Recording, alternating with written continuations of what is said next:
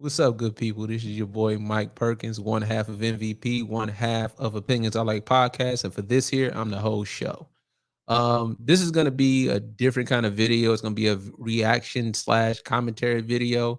Um, and today's video is gonna be brought to you by the letter D. D for deflection, D for delusion, D for denial. Today's discussion is going to be about the wall. Typically, when you bring up the wall around women based on a biological predisposition to their value proposition uh, diminishing, which means that their reproduction diminishes. Of course, youth goes away, and on the dating market, they're not as competitive. A lot of women reject the idea of the wall, not understanding that the wall has little to do with social construct. It really has a lot to do with biology. So let's get into first. There was a post made in the Lapeef Let's Talk group, and let's see here. Yeah, it came across my timeline. Of course, I'm a part of their Facebook group, and they do wonderful things over at the Lapeef Let's Talk network. So shout out to them, all the guys there, Anton and Jr. and Chicago Rilla and K, I think. All of those guys. Great group. Okay, so let's get to reading this here post by Jessica. It looks like Zolak. All right. So it starts, when talking about the wall, I understand what it means, but let's be clear. Just because some women are looking for financial gain provisions from a man, regardless of age, and will seek them out, let's stop acting like dudes inherently improve physically with age. Dad bods, impotence, balding, etc. doesn't exactly get the juices flowing. Just let's stop the bullshit. Okay. Personally, I am not personally saying anything about the male aging process. Hold up. You just did with dad bod, impotence, balding, etc. But I digress. I'm not personally saying anything about the male aging process, but I am simply pointing out both genders age and neither looks better than the other. Let's pause there. Okay. For starters, the wall for women has a lot to do with their value proposition on the dating market. Women's value proposition on the dating market is their youth, their chastity, and their ability to reproduce. That's from a biological standpoint. And our value proposition from a biological standpoint, what women are looking for is for protection, direction, and provisions. Those are our three things that we are offering to each other on the dating market. Now, men don't typically get into the stride where they're at the peak of all three of those things until around 30. It's hard to be a rich man at 20. Usually guys need to get into, their careers or just have enough time to actually build that kind of wealth. So we don't get into that until around 30.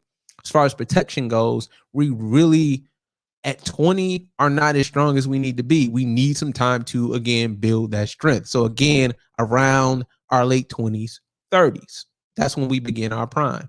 And with regards to just direction and leadership, obviously you need experience to lead and direct in your relationship. So our value proposition, it's kind of more geared toward our ability to do things that we have to build upon.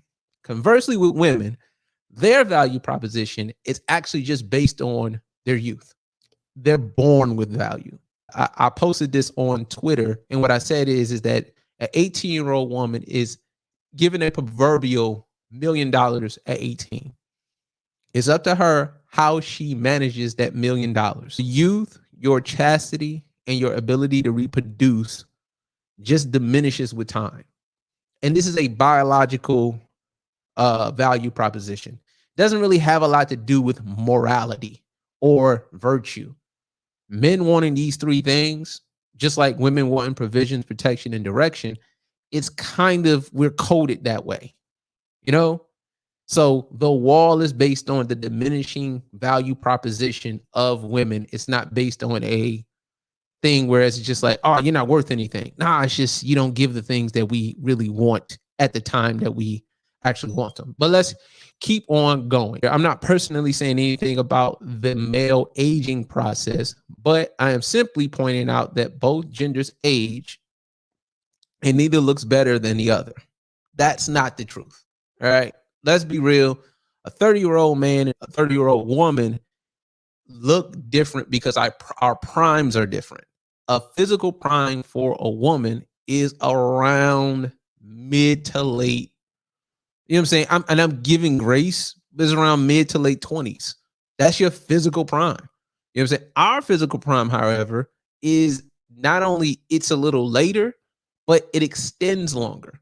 You know what I mean? It extends longer because the things that make us look good aren't the things that are based solely in our youth. Now, I mean, if you missing teeth, if you let yourself go, that's different. But the fact that we can still look good and present our value proposition in full for the most part, we can compete on the dating market just as well, if not better, than we were in our 20s. Okay, this is where the BS starts. Okay, and for the older man who knows that a woman only wants them solely for provision, I don't understand why that's acceptable to essentially be only good for one thing. I would never want to be with someone knowing that they only value me for one thing. This is when women lose this battle about the wall. Okay. This is a disingenuous argument. Okay. Women want men for the three aforementioned things: direction, protection, and provisions. It's not solely what women want, but if you don't have those three things, it's a non-starter. I accept that. I would never tell a woman to date a man who made $20,000 because he has a heart of gold, right? It always puts me in a very like cringy space when I hear women try to tell us what we should want on the dating market as a value proposition because it benefits them. You know what I'm saying? Like, okay, and the extreme of this is wanting a man for one thing. Well, who says this woman wants a man for one? You're assuming bad women. It's a bad faith, disingenuous, hyperbolic assumption. You're going to the extreme. She's a gold digger in your example. And most women, I mean, look, most women want men with provisions and direction and protection, but that doesn't mean that you're a horrible person, i.e., a gold digger. So this is a disingenuous argument. What I'm going to do, though, some of the things that I posted as a response to this, I might go through, but what I want to do is I want to go to the guy, Rollo Tomasi. He was on the Guys from Fresh and Fit podcast. He explained all the things that I explained. All right, here we go. Like, men are either too happy or they're too pissed off about the wall. Like, I'll talk to guys and they'll go, well, you know, she's hit the wall. I can't wait till she hits the wall. She's going to be alone, single, and have cat food. She's going to have cats and boxed wine. And they're really ready for these girls to get past their prime so that they can really suffer what these poor, lonely guys have for so long. And then she's hit the wall and now she's alone and she's a spinster. Right? That's number one. Or they're too sad about it. What they'll say is, well, you know, a woman can just spread her legs at any age and she can just get any guy she ever wants and blah, blah. There's no such thing as the wall. It's like, no, there is. But the wall doesn't begin here. It begins up here for women. And it begins usually in the epiphany phase, 29 to 31 years old. And what I mean by that is the wall really is the acknowledgement that that woman can no longer compete in the sexual marketplace at 33 like she did at 23. The wall is not just based on the idea that a woman is old and used up. The wall is based on a woman's inability to compete on the dating market at the same level as she competed when she was younger. When you're a man and you're 21 and 22, I saw it with my own eyes. The women who were my age didn't necessarily check for the guys that were their age. And no shade to them. They shouldn't have. If they wanted something different or something better, i.e. a guy with more money or a guy with more provisions, more style, just more things, more experience, more authority, more leadership skills, I can't hate that. We have more experience, we have more provisions, and frankly, we just know how to put it together better. Our prime extends a lot longer, whereas women and their ability to compete on the dating market, it diminishes. It just does. And you see it now. Like if you look at a lot of our women, and this is why our women really benefit from this information, because our women, Black women specifically, are told to start looking for husbands at the beginning of the wall. They're told to look for men at 30 and use your 20s to have fun.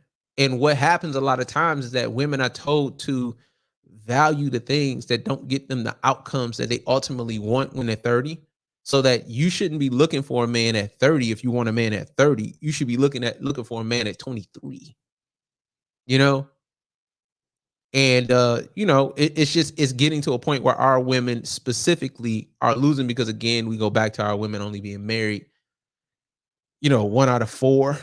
And I don't think that our women are getting the outcomes that they want. So they reject the wall. And also too, I think some guys are a little too happy to say you hit the wall. You know what I'm saying? I think that that's a little corny and that we should stop doing that. Maybe, kind of pull back from that. But the idea of waiting until after the wall to start looking for a marriage and thinking about kids and things of that nature is just, that's counterproductive. You will not get the outcomes that you want, because really you're looking at the final countdown. You're at the end. But let's get back into what Rolo.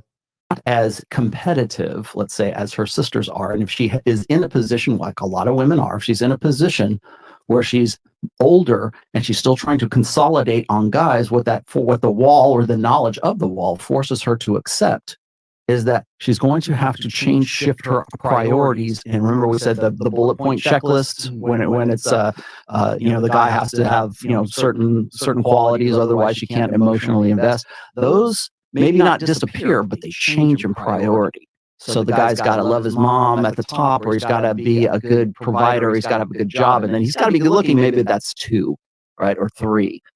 Next to he's got benefits. So that's another thing that obviously changes. Women change their priority, and not like you hear women say that they just value different things. I don't think that women actually value different things as they get older. I think that they start understanding that they can't get these same things, because you get women that will still try to go for the same things and lose, liken it to, a basketball player's career. Like typically, you see basketball players, they, their first 3 years, they're jumping over people. So let's give them 20 years old when they get into the league. If you're any kind of college player, you're not staying in college too long. So let's give them a 20-year-old rookie. So 20-year-old rookie comes into the league and they're jumping over people. You know what I'm saying? They're superiorly athletic. They can get to the basket anytime they want. And their first 3 years before their bigger contract is them just highlight reel after highlight reel. And women, you're jumping over people. You're jumping over people in the line to get into the club. You're in the VIP. You are skipping the line everywhere you go, and you're just jumping over people because you're in your physical prime. And then when you get that first opportunity for a big contract, you go for the thing that is not the value. Like a lot of guys in their first year, not first year, but in their first big contract, they're going for the biggest contract. And all the times it doesn't lend itself to championships, which is ultimately what you want. You want to win, so these women are putting up big numbers. They got all the followers on Instagram and Facebook and Twitter, and their page is popping, and they're showing off their body because their body is in its peak prime physical condition, and all the wonderful things that comes with being young, but their youth is a part of the value proposition, and they're wasting it. And then once you get to the end of your career, now you want to be coachable. And we saw what happened with Carmelo, and he took a lot of big money and sacrificed winning, whereas his peers, Chris Bosh, of course, LeBron James, Dwayne Wade, they decided that they were going to just win. Like, forget this. Let's do this thing where we win championships, so we're immortalized forever. And they put winning over the money, understanding that the money will come once you win. And what women are doing is that they're valuing the money, the attention, which attention is currency for women in their 20s. They're valuing the thing that doesn't get you the ultimate outcome, which is winning the ring. And when you're in your 30s and when you haven't been coachable all this time, you don't then just flip the switch and then become coachable, i.e., becoming cooperative. 30-year-old women are not just, they're not disposable. It's like throw them away, but they do present a different value proposition on the dating market than a 25 or 26-year-old even, you know. And men in their 30s aren't necessarily looking at a 30-year-old woman and saying ew, but they understand that a woman who is just maybe 3 years younger present a different value proposition. And women's, you know, standards, if you will, they start going lower, you know. And, you know, I imagine that they do just because, you know, I can physically see it with my eyes. Rolo is spitting bars. With when women hit the wall, it's not so much like some women hit the wall when they're in their 20s. What we were just saying, like 40% of women in the United States are overweight. That's hitting you can hit the wall by being a single mom. You can hit the wall by being overweight. You can hit the wall by being a boss bitch. So there's lots of ways women can hit the wall, and sometimes they don't even realize they have. And that's not an age thing; it's a psychological thing. And that's what I wanted to hit on. It's really a psychological thing, like the overweight thing, which, you know, that gets brought up a lot of times. Being overweight as a woman in your prime years is such a waste of time. One, it's not helping you. Let's just be real. It's not helping you. This dream, this, you know, again, today's show is brought to you by the words delusion, denial, and deflection. The letter D. The idea that some men like big women is such a zero-sum like delusion. Like, it doesn't benefit you at all. When we know the obvious truth. The obvious truth is that men will have sex with you. There's nothing saying that men won't have sex with you. Men will have sex with you. They will. But sexual attention and relational attention or attraction is different. And hitting the wall is really understanding that you can't compete at the level that you used to compete at. That's what the understanding. That's what the wall is. You can no longer compete on the dating market at the level that you used to be. Now, that may happen for you at 27 because you've whole phased and you understand, look, I'm done on these streets. Most people don't move out of a 20-mile radius of where they grew up at. It's hard to be a hoe in a 20-mile radius. Niggas get to know who you are. It's time now for women to kind of understand this. And look, the thing that I always find to be the bold thing is that 30-year-old women don't tell 20-year-old women this. 30-year-old women tell women that ain't no such thing as a wall when they're like face planted in the wall. And it's time for women to start telling other women, look, don't waste your time. Stay in shape. Whatever career you're going to get into it quick and early. Don't be running up your body count. Your husband is in your friend zone. Your husband is in your friend zone. Don't waste your time with all of this hot girl summering and hoe phasing. Doesn't help you. It helps dudes. I mean, it's just more vagina for the game, but it doesn't help you. And that wall is a coming. And again, look, that doesn't even help. That doesn't even hurt guys. You hitting the wall doesn't hurt guys. The only reason that dudes is telling you is because they want you to understand like this is a real thing. It's a real thing. You know, your value proposition is based in most of your youth. Again, I'm not saying that 40-year-old men should date 20-year-old women. If that happens, it happens. But I'm not saying that. What I'm saying is that you should be trying to get out of the game, you know what I'm saying, by 26, 27. But let's get back into these bars. So when that woman says, well, I joked about this on my show not too long ago, is women, I think, on some level of consciousness realize that if they have that kid, it makes them less marketable on the sexual marketplace. So if they've got the child already, have they hit the wall? Maybe physically not. Maybe guys will still want to bang them. But do they want to wipe them up? Do they want to get involved in that in the long term? In that case, that woman has hit the wall. So that's the scary role. We've brought plenty of girls on in their 30s or whatever. And I tell them, why is a guy going to pick you when he can go get a younger girl? You do realize that, like, you can't give him one of the most important things, which is children. And they're like 33, 34, 35. And they're like, well, I can. I even had girls that like were 36, 37. I can still have a kid. And I'm like, well, you do realize that like the chances of you bringing that child to term have been significantly decreased, right? Like you literally, and if you do have a child, there's a high probability that they might come out with some kind of defect. What are you talking about? And that's another thing too. Like the idea of carrying children to term, by the time you get 35 begins geriatric pregnancy. Again, it's just a biological issue. It's not really a moral or virtuous issue. I think that women think that their value is diminishing, or the idea of their value on the dating market diminishing is based on men's misogyny.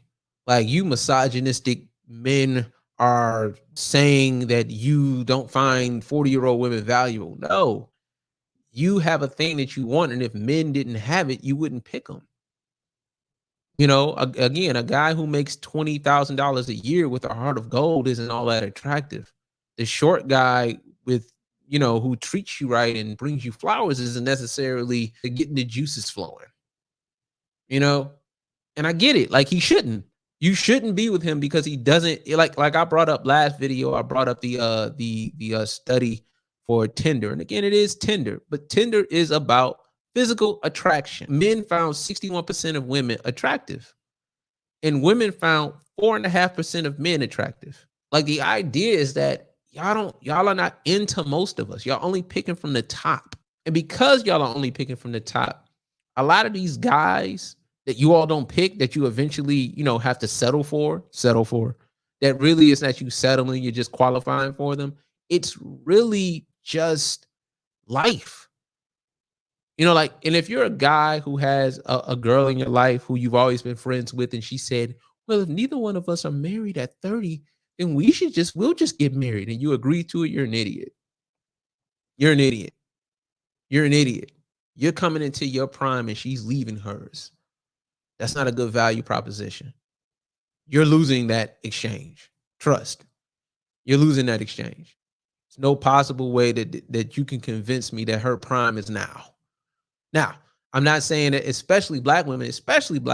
Black women look really good still. You know what I'm saying? So the wall can fool you, but it's still the wall nonetheless, because you can't compete with your 25-year-old counterparts.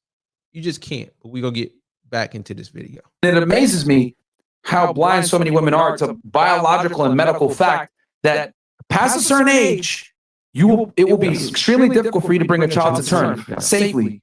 And they don't even know. High risk pregnancy, what is that? I'll just freeze my eggs. And we have, again, we lie to women so much. You know what I'm saying? Social convention that to keep their sexual marketability evergreen. Yeah.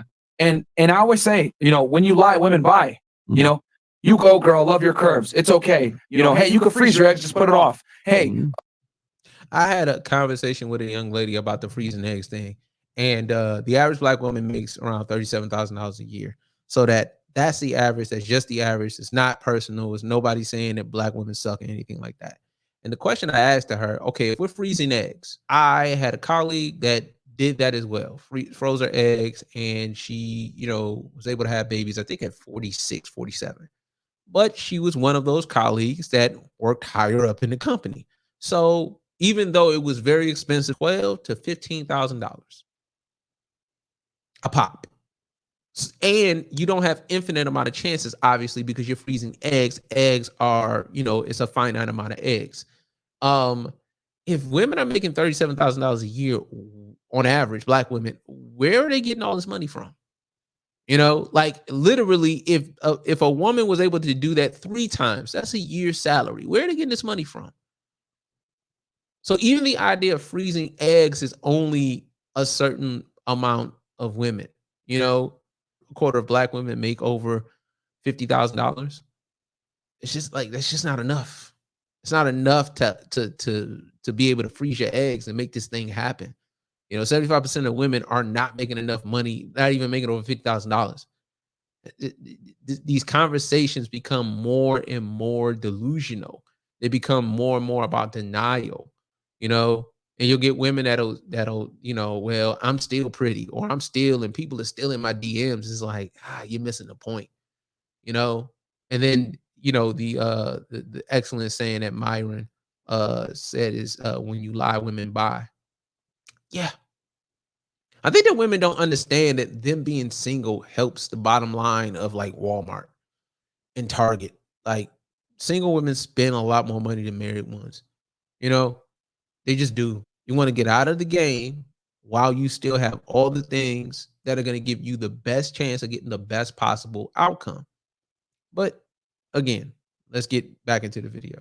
No matter how big you get, no matter how annoying you are, you deserve a top tier man. We lie to women a lot. And it speaks to them on an And it hurts emotional them level long-term. rather than a rational level. Yeah. It speaks the emotional language rather than the rational language because the reason and numbers and stats doesn't feel good. It tastes like shit, man. Yeah. But if you give them the emotional, hey, you can live your truth, girl. Yeah. That's sweet. That tastes really good because everybody else is affirming that for you. So yeah, it's an emotional high. Body Right. positivity. It's funny because like with women, we'll tell them you can be as fat as you want, it's fine. But if a dude, right, is a bum, broke, lives at home, hey, give me some financial positivity, God damn it! Like, hey, I should still be able to get a bad bitch just because I live with my mom and I smoke weed all day. It don't matter. Like, I've manifested. I'm a billionaire, bitch. Manifest millions. Okay. So that's gonna be the end of the reaction. In closing, it's not a bad or a good thing, it just is. Like if you got for example, and I'm not comparing women to animals, but if you have a snake that bites you, is the snake bad or good? No, snakes just bite. You know what I mean? The sun is shining, you know, the sun gets in your eyes and it blinds you. Is the sun bad or good? No, the sun is just shining. It's neither good nor bad. And I think that this is not a virtuous or a moral conversation. It's more about just a biological, matter of fact conversation. If you like these reactions, please give a like, a share, and subscribe to the channel. If you do have any videos that you do want me to react to, I have the Twitter and the Instagram scrolling at the bottom. So do hit me up in the DMs with videos, of course. I'm gonna put all of our social media in the bottom. And just thank you for listening. I'm out.